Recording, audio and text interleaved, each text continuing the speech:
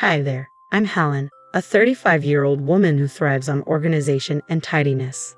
I work as an auditor for a prominent firm, and my meticulous habits, especially when it comes to keeping receipts and handling taxes, often become the subject of friendly teasing among my friends.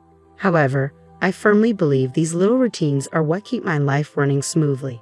My journey with my husband Scott began at a party hosted by our mutual friend Brenda. I remember that night vividly. I was enjoying a glass of wine and reconnecting with some old college friends when Scott walked in. Slightly older than me, he exuded confidence and flashed a captivating smile. As a manager at a food sales company, he approached me with an easy charm. "Hey, I'm Scott. Mind if I join you?" he asked, clutching a beer and meeting my gaze directly. "Sure, I'm Helen. Nice to meet you," I replied, mirroring his smile. Our conversation flowed effortlessly as we discovered our shared love for hiking and classic rock. A few months later, Scott invited me to a barbecue at his sister Margaret's house, marking my first encounter with his family. I felt a mix of excitement and nerves, but Margaret welcomed us warmly. Her 4 children were a whirlwind of energy, scattering toys and racing around. Despite my discomfort with the chaos, I introduced myself. "Nice to meet you all," I said as their antics escalated throughout the evening. As Scott and I grew closer, our discussions about the future deepened. He proposed during a scenic hike, the valley sprawling below us. It was a simple yet heartfelt moment, exactly my style. Our wedding was beautiful, though it was slightly disrupted by Margaret's kids, who reveled in their chaos. While Scott laughed it off, I struggled to contain my irritation, choosing to focus on the joy of our special day. After marriage, we decided it was time to buy our own home, transitioning from our rented apartment.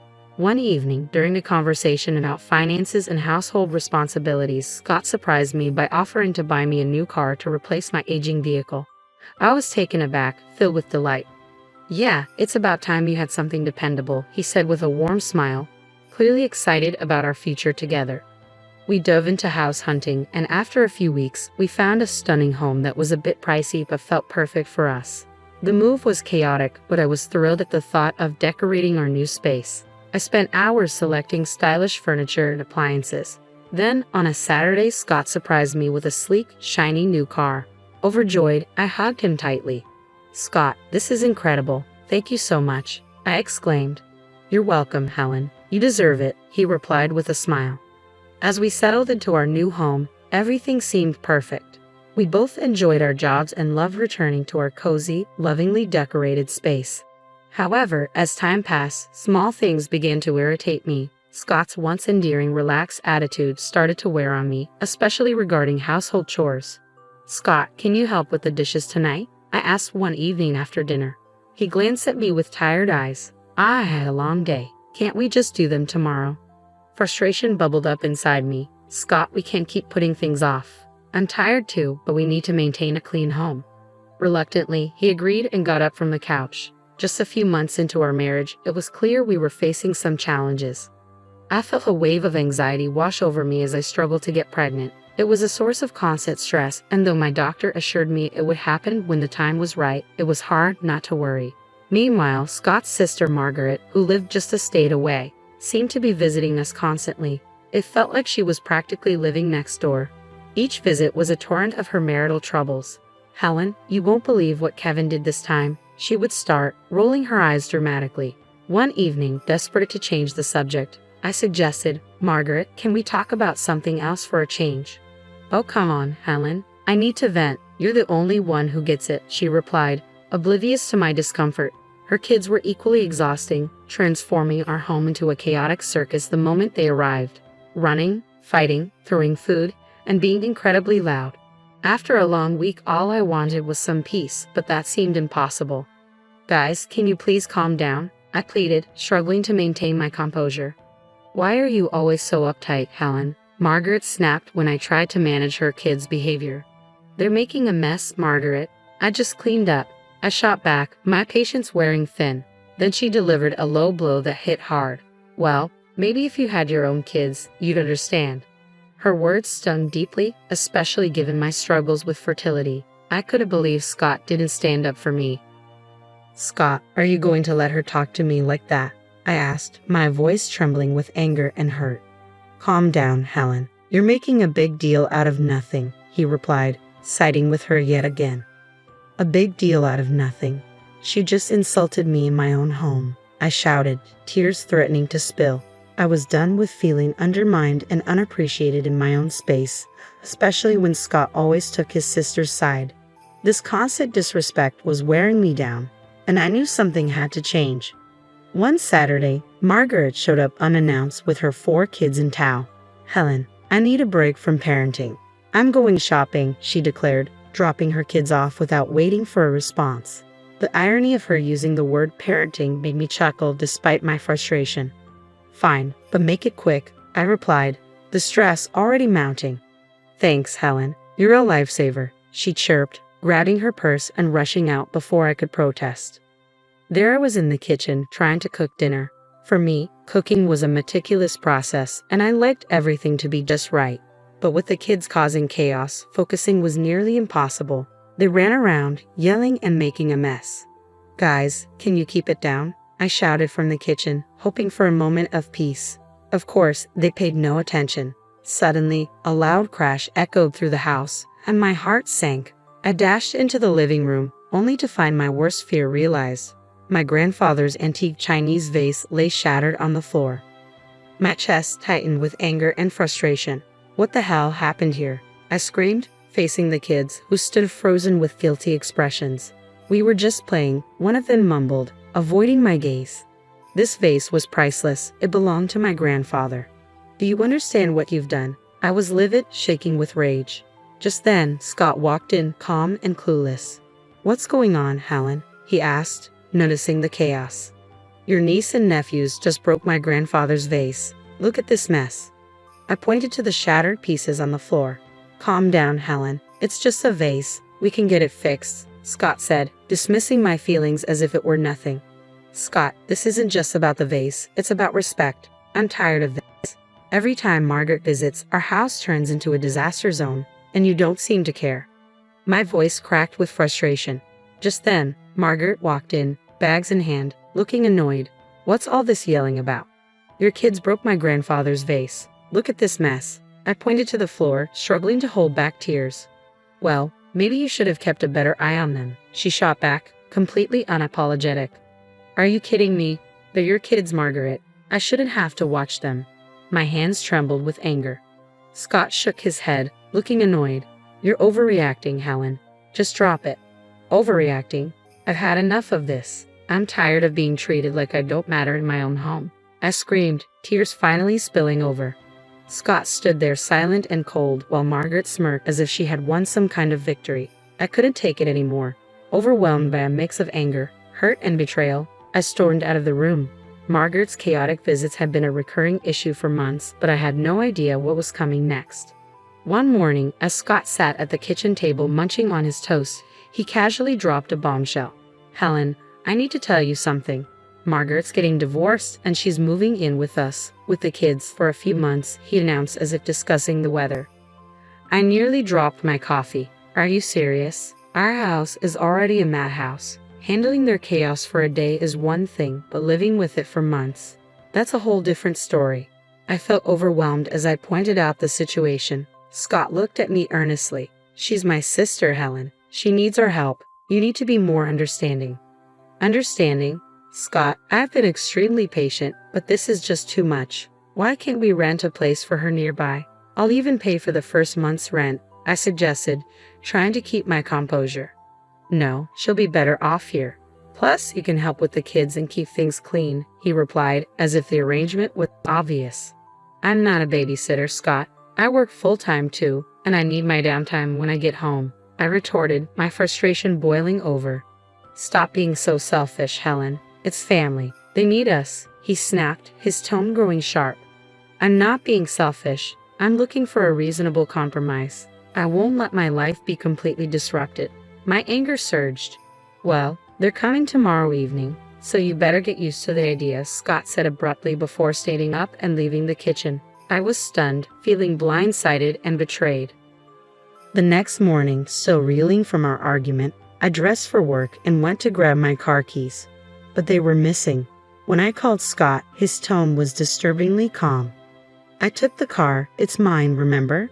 I'm giving it to Margaret so she can use it for the kids, he informed me nonchalantly. You're giving my car to Margaret? Are you serious right now? I managed to say, shock coursing through me. It's not your car, Helen. I paid for it, and she needs it more than you do, he replied matter-of-factly. That was the last straw. You've taken everything from me, and I'm done, I said, my voice trembling with resolve. What are you talking about? Don't be dramatic, Helen, he replied, completely missing the gravity of the situation. I hung up, feeling trapped in a nightmare. How had things deteriorated so badly? I immediately called a moving company. Hi, I need a team to move some furniture and appliances today. It's urgent. The movers arrived a few hours later. I directed them around the house, pointing out what to take: the beds, sofas, chandeliers, even the bathroom faucets. Watching them remove each item brought me a peculiar sense of relief. Everything goes to my mom's house. Thanks for the quick work, guys, I said, handing over a tip. With the house now empty, I gathered my essentials and drove to my mom's place.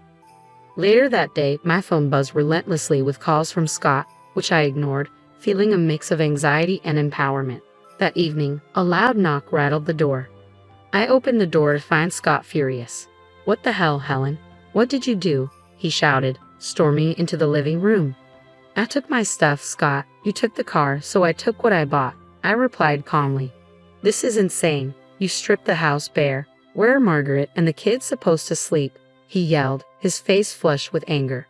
That's your problem, Scott. You made this mess. Now you deal with it, I said, folding my arms defiantly. You're a thief, Helen. You stole everything, he accused, waving his arms frantically. I didn't steal anything. Here are the receipts, I responded, pulling out a folder and showing him proof of purchase for all the furniture and appliances. He flipped through the receipts, his anger shifting to frustration. Fine, Helen. If this is how you want to play it, I'll file for divorce, Scott said bitterly. I took a deep breath and handed him a stack of papers. Already done. Here are the divorce papers. We're finished. His face turned pale as he stared at the documents. You're serious about this, aren't you? Dead serious, Scott. I deserve better than this, I replied, a strange sense of calm washing over me. Without another word, he pulled a pen from his pocket, signed the papers, and handed them back to me. Fine, Helen. Have it your way. I watched him walk out of my mom's house, the door slamming shut behind him. For a moment, I stood there, feeling a mix of relief and sadness. It was over, and deep down, I knew it was the right decision. That night, I sat down with my mom and recounted everything that had happened. She listened, her presence comforting. When I finished, she nodded in agreement. Helen, you've been through so much. It's time you focus on yourself and your happiness, she said, hugging me tightly. Thanks, Mom. I just need some time to figure things out, I replied, feeling a weight lift off my shoulders. In the days that followed, I began to settle into a new routine. I organized my space at my mom's house and started thinking about my next steps. It felt like a fresh start, and for the first time in a long while, I felt hopeful about the future. I knew the road ahead wouldn't be easy, but I was ready to face it head-on. I had reclaimed my life, and there was no turning back. After the divorce, Scott and I sold our house and split the proceeds. I decided it was time to find a place of my own. While my mom's house was a wonderful temporary sanctuary, I craved my own space. One afternoon, as we sat in the kitchen together, I scrolled through apartment listings on my laptop. Mom, I think I found the perfect place. It's a small apartment downtown, close to work, I said, showing her the pictures. She leaned over my shoulder and smiled. That looks nice, Helen. Have you called the realtor yet?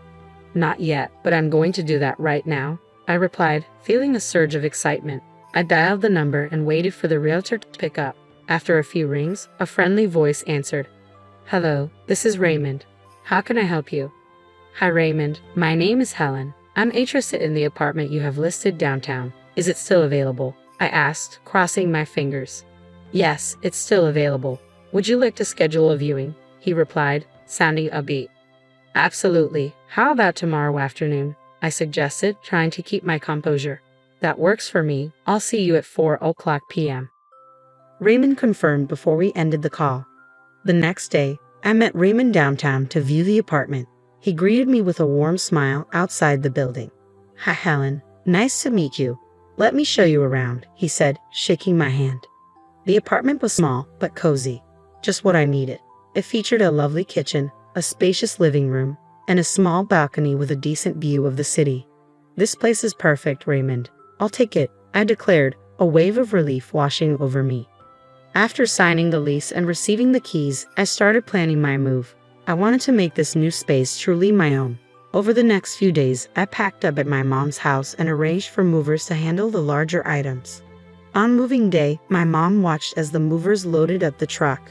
She hugged me tightly, her eyes glistening with emotion but her smile radiating pride. "You're doing the right thing, Helen. I'm proud of you," she said.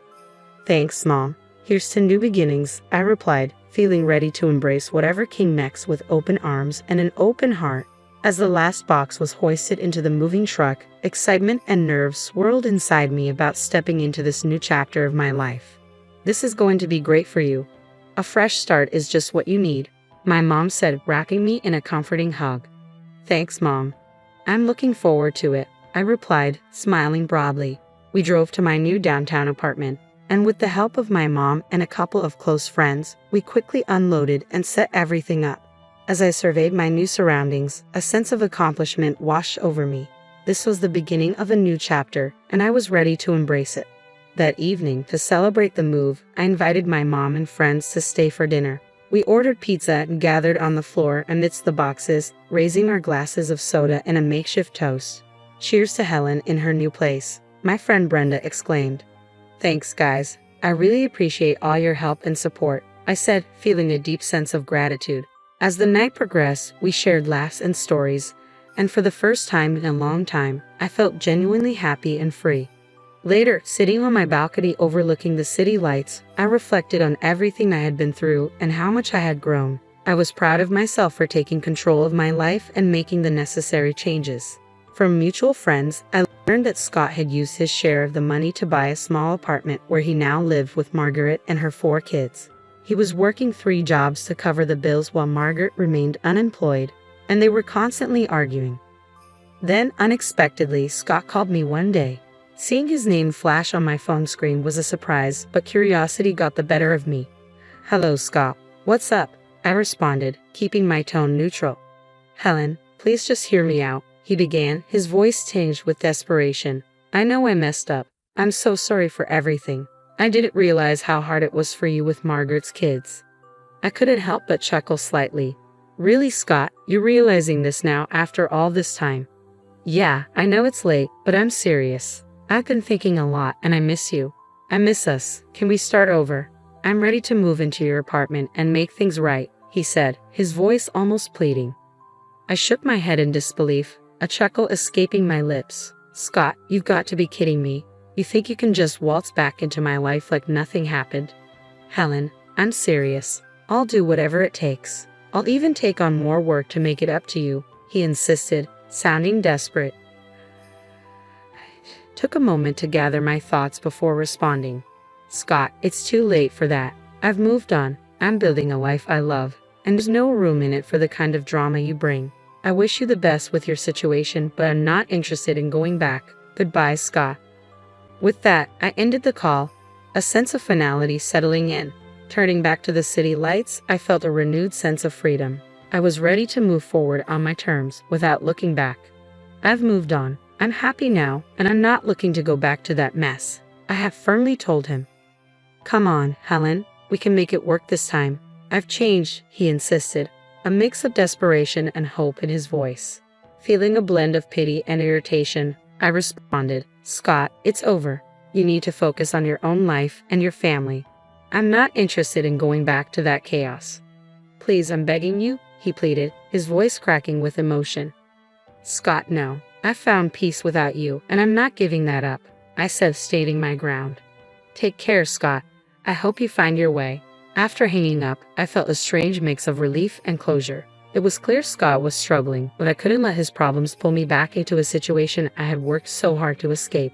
Later that day, I met up with Brenda for coffee and shared the bizarre encounter. "You won't believe who called me today," I began, rolling my eyes playfully. "Who?" Brenda asked, raising an eyebrow in curiosity. "Scott. He begged me to take him back and let him move into my apartment," I recounted, shaking my head in disbelief. Brenda laughed, almost spitting out her coffee. Are you serious? What did you say? I told him no, of course, I'm not going back to that mess, I replied, a smile spreading across my face.